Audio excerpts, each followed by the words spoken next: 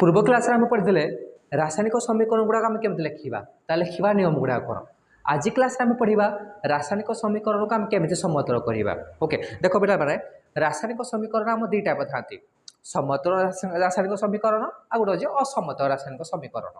जदि आम रासायनिक समीकरण असमतल अच्छी आमको समतल कराया पड़ी था। एवं सार पचार कि सार असमतल रासायनिक समीकरण को चिन्हवा केमती या समतल रासायनिक समीकरण क्या कहवा। ओके जेकोसी गोटे रासायनिक प्रतिक्रिया प्रत्येक मौलिकर परमाणु गुड़िक संख्या रासायनिक प्रतिक्रिया पूर्वर आ रासायनिक प्रतिक्रिया पर जदि सामान रमें समतल रासायनिक समीकरण कहवा। बुझीगला जदि जेकोसी गोटे रासायनिक प्रतिक्रिया प्रत्येक मौलिकर परमाणु गुड़िक संख्या रासायनिक प्रतिक्रिया पूर्वर आ रासायनिक प्रतिक्रिया पर माने प्रतिकारक साइड्रे मौलिक जी परमाणु अच्छी उत्पाद साइड्रे भी से मौलिकर से परमाणु रही आम जाइना कहवा समतल रासायनिक समतल रासायनिक समीकरण। देख गोटे एग्जांपल देजी मुझे लेट्स A2 गोटे मौलिक मोर गैस ओके B2 गोटे गैस रिएक्शन ना कौन बाहर ए बाहर से गोटे गैस ए रे प्रतिकारक साइड्रे ए रे केटा परमाणु अच्छी सा दुटा अच्छा बी रे केटा दुटा अच्छा उत्पाद साइड की देख उत्पाद ए रे केटा परमाणु गोटे बी रे केटा गोटे तो यहाँ कौन कहवा या आम असमतल कहवा। ओके या आम समतल केमती करवा या आम उत्पाद साइड्रे भी ए रो दुटा परमाणु एंड बी रो भी दुटा परमाणु करने आमको पड़ो से कौन करी यहाँ मुझे 2 लिखिदेवी। ओके 2 लिखिदे यहाँ समतल होगा। ओके एम देख ए रे दुटा प्रतिकारक एटा भी उत्पाद भी ए रे दुटा बी रे दुटा एटा बी रे दुटा यहाँ समतल होगा। आ कि अच्छी ओके देख तापर तुम माइंड आसो कि सार आम असमतल को समतल को माने करिया बैलेंस को माने करिया पड़े थाए। ओके जहाज अच्छे ठीक अच्छी आम असमतल को समतल को माने करिया।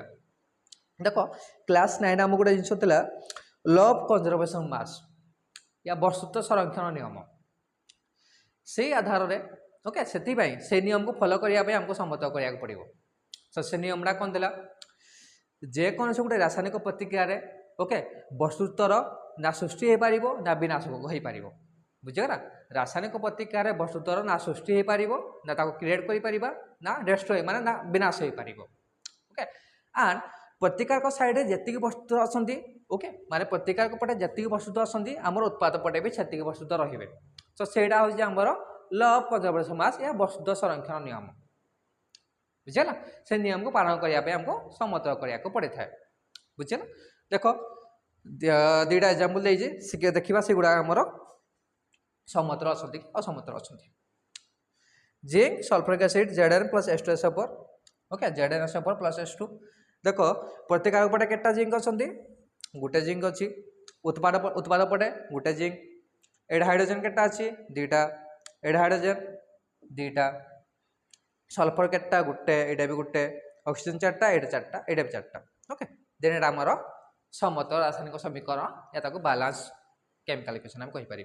सेकेंड देख magnesium plus oxygen magnesium oxide बाहर प्रतिकारक पटे मैग्नीशियम केटा अच्छे गोटे उत्पाद पटे बी गोटे ऑक्सीजन दुईटा एपटे गोटे एटा हूँ समतल या समतल कराया पड़ो। समतल कराया कौन हम आमको उत्पाद पटे भी दुईटा ऑक्सीजन कराया पड़ो कहली कर सारा देख मैग्नीशियम भी दुईटा होगा एटा गोटे अच्छे यहाँ को भी दुईटा कराया पड़ो देन एटा आमर बैलेंस होगा या समतल होगा समतल रासायनिक समीकरण यहाँ भी मोर होगा।